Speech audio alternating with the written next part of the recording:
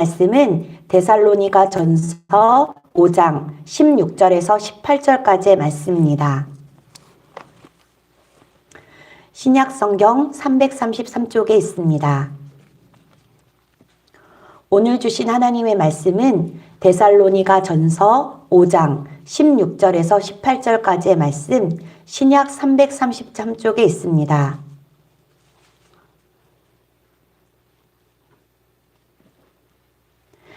데살로니가 전서 5장 16절에서 18절 말씀 다 함께 읽겠습니다. 항상 기뻐하라. 쉬지 말고 기도하라. 범사에 감사하라. 이것이 그리스도 예수 안에서 너희를 향하신 하나님의 뜻이니라. 아멘. 할렐루야. 하루의 첫 시간을 하나님께 드리는 우리에게 하나님께서 하나님만이 채워주실 수 있는 은혜로 충만하게 채워주시기를 간절히 소망합니다. 그리스도의 삶은 항상 기뻐하라, 쉬지 말고 기도하라, 범사에 감사하라라는 말씀으로 요약할 수 있는데요. 왜 그리스도의 삶은 항상 기뻐하고 쉬지 말고 기도하고 범사에 감사해야 할까요? 그것은 이 모든 것이 우리를 향하신 하나님의 뜻이기 때문입니다. 일본의 신학자 우찌무라 간조는 이런 글을 남겼습니다. 만일 하나님이 인간을 심판하고 저주하신다면 그것은 질병이나 실패나 죽음이 아니다. 하나님의 살아계심이 믿어지지 않는 불신앙으로 성경을 읽어도 하나님의 말씀이 들려지지 않는 막힌 귀로 감사하지 않는 메마른 마음으로 저주하실 것이다. 사랑하는 정릉교회 성도 여러분, 항상 기뻐하고 쉬지 않고 기도하고 범사에 감사하며 하나님의 뜻을 이루는 삶을 살고 계십니까? 제가 수련 목회 과정을 마쳤을 때는 담임 목회를 해야 목사 안수를 받을 수 있었기 때문에 군성교를 나가게 되었습니다. 그동안 정등교회를 떠나 새로운 사역지로 간다라는 기대감도 있었고 새로운 사역지에 잘 적응할 수 있을까라는 부담감도 컸는데요. 그때 제게 주어진 가장 큰 문제는 군에 가서 사례비가 없고 교통비만 지원받았기 때문에 가족들과 생활은 어떻게 해야 하나라는 것이 가장 큰 기도 제목이었습니다. 그래서 매일 정시 예배가 있는 기도원에 가서 예배를 드리고 점심을 먹고 기도원 목사님과 가방을 짊어지고 수락산에 올라가 산기도를 했습니다. 처음엔 통장에 잔고가 있었기 때문에 괜찮았는데 점점 돈이 줄어들자 불안감이 스며들고 나중에는 어떻게 살지라는 두려움이 엄습했습니다. 마음이 평안하지 않으니 기도가 되지 않고 그렇게 멍하니 앉아 있는데 갑자기 이런 질문이 스쳤습니다. 내가 의지하는 것이 통장의 잔고냐, 하나님이냐? 말도 안 되는 질문이지만 실제로 제가 정말 말도 안 되게 하나님을 믿지 못하고 있다는 것을 깨닫게 되었습니다. 그리고 엉엉 울며 회개하였습니다. 그렇게 오랫동안 눈물, 콧물이 범벅되어 기도하는데요. 그동안 사역을 했던 일들, 가족과 지내왔던 시간들이 떠오르면서 이 모든 것이 하나님의 인도하심이요, 하나님의 은혜라는 것을 철저히 깨닫고 고백하는 시간이 되었습니다. 우리는 지금 무엇으로 기뻐합니까? 하고 있는 일이 계획대로 잘 되고 결과가 좋으면 기쁩니다. 학생은 성적이 잘 나오고 장학금을 받으면 기쁘고 직장인들은 월급이 오르고 승진이 되면 기쁘고 부모는 사랑하는 자녀들이 잘 자라면 기쁩니다. 이러한 기쁨은 삶의 활력과 보람을 가져다 줍니다. 이런 기쁨도 삶에 중요합니다. 그런데 이런 기쁨은 환경과 처지가 바뀌면 달라집니다. 환경이 나빠지면 신경이 날카로워지고 목소리가 높아지고 사소한 일에도 정색하게 되어 주변의 사람들, 특히 가족들을 불안하게 만듭니다. 그러므로 이런 기쁨은 진정한 기쁨이 아닙니다. 그러면 어떻게 기쁨이 충만한 신앙생활을 할 수 있을까요? 오늘 본문 말씀 18절 말씀에 정답이 기록되어 있는데요. 그것은 바로 그리스도 예수 안입니다. 우리의 기쁨의 원인은 주님이십니다. 하박국 선지자도 하나님을 만나지 못했을 때 그가 처한 상황 속에 불안해하고 두려워하였습니다. 그런데 그가 하나님을 만나자 여호와를 즐거워하고 구원의 하나님으로 기뻐했습니다. 잠언 17장 22절 말씀엔 마음의 즐거움은 양약이라도 심령의 근심은 뼈를 마르게 하느니라 라고 말씀하셨습니다. 그러므로 우리 모두 예수님의 기쁨이 충만하도록, 그래서 어떠한 상황에서도 예수님 안에서 기뻐하도록 기도하고, 실제로 어떠한 고난과 환난과 슬픔이 닥칠지라도 항상 예수님 안에서 기뻐하는 삶을 살기를 소망합니다.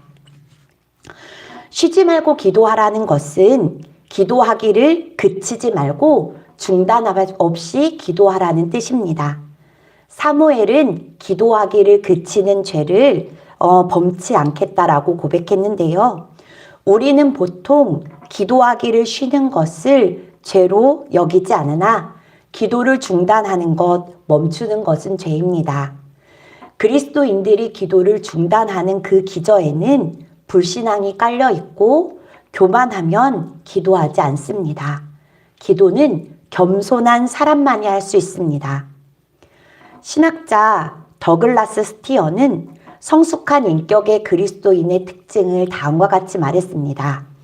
첫째, 자신의 삶을 하나님 앞에 온전히 맡긴다.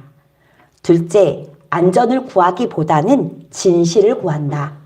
셋째, 역경을 받아들이고 은사로 받아들인다. 넷째, 기도 중에 하나님의 사랑을 확증한다 라는 것인데요. 그리고 이 모든 것의 기도의 제목은 한 가지로 나타나는데 그것은 내가 너를 사랑한다 라는 것입니다. 내게 향한 하나님의 뜻은 여호와 하나님이 나의 아버지가 되시기 원하신다라는 겁니다. 그러면 우리는 어린아이가 쉬지 않고 아빠를 찾는 것처럼 늘 여호와 하나님, 구원의 하나님을 찾아 아뢰고 또 구하고 찾아야 합니다.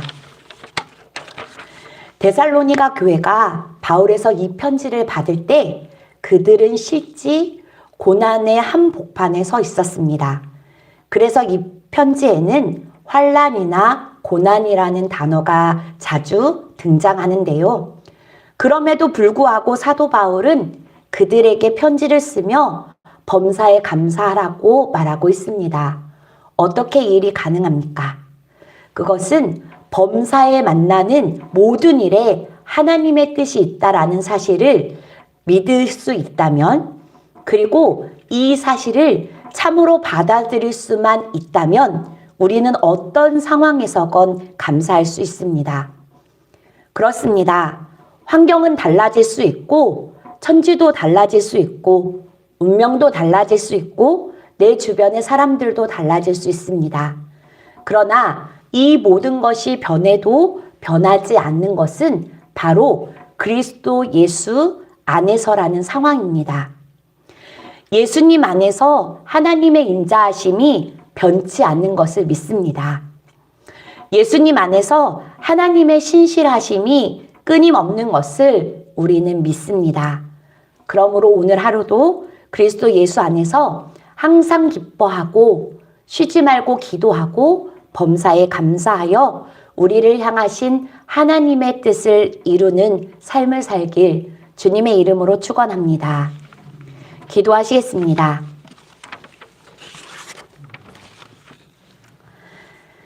사랑의 하나님, 오늘도 예수님의 보혈을 의지하며 하나님 앞에 나아갑니다.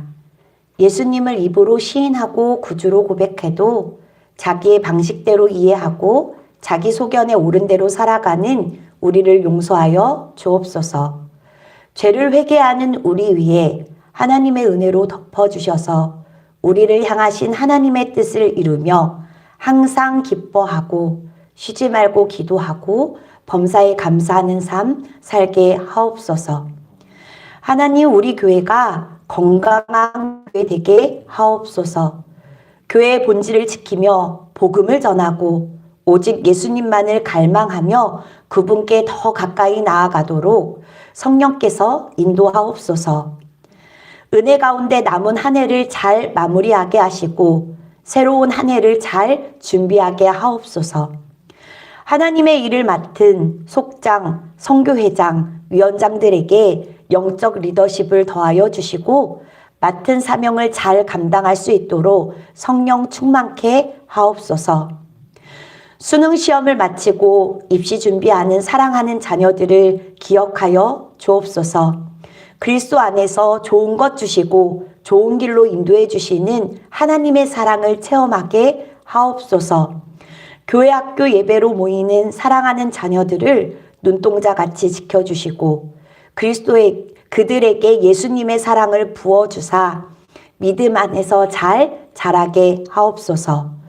오늘 저녁 기도회로 모일 때 예수님 함께하여 주사 말씀을 잘 듣고 말씀을 따르는 삶 살 수 있도록 믿음을 더하여 주시고 몸이 아픈 환우들, 나라와 민족, 세계와 열방을 위해 한마음으로 기도하게 하옵소서.